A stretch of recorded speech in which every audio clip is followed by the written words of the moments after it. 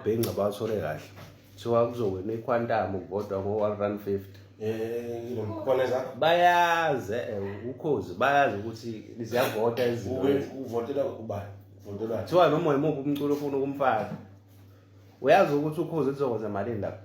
awuwazi ngangalo lento le nenza imali ngakho uyazi ukuthi lelo quantum lelo mhlambe imali bazovota ngayo ama-quantum awu-6 noma 7 kodwa kuphumele i-1 ayikho into ukuthi uKhozi libuyisele emphakathini ayikho lonto uma ukuthi libuyisele emphakathini bekumele likhiphe iquantum libeke lapho angithi kuthiwa kuvotela abaculi bese kuthiwa abaculi bashaya ingoma kuqhuma ivoti ukuthi baleke umculo kubona engathi uwine futhi nakhona kuvotwe mahhala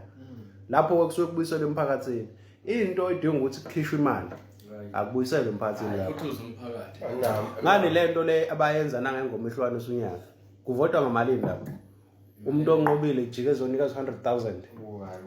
amavoti kalomfana lo wagcina ihlwana esunyaka uKhuzani njengoba u900,000 bani mangathatha lo 900,000 utimes ngo150 okwakuvota ngawo mali amamiliyoni amangaki lapho ingoma number 2 njengoba yathola amavoti awu700,000 bani thatha lo 700,000 bani utimes ngo150 kumali yes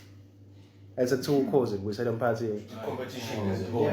uKhozi ushidi nje liyafana no-ANC competition is more than ispend imali ngango 400,000 uKhozi ushidi kodwa ugaina mhlawumbe 5 million shidi uKhozi upwards yalento ifana nani fana yabo emakhaya sadlala ibhola into thina bese ingenela uma kuthiwa kunestake sejazz khona umuntu osuke efuna ukuzonikela ngakubo awukwazi ukuthi kunestake sejazz ujike ukuthi ijoin u500 manje labo 500 emasibahlanganisa kuzophuma imali ejazz ukuze uthole profit uma ukuthi uzonikela emphakathini ufike ubeke nalo ijazz owinayo yalithatha mahhala awufuni lutho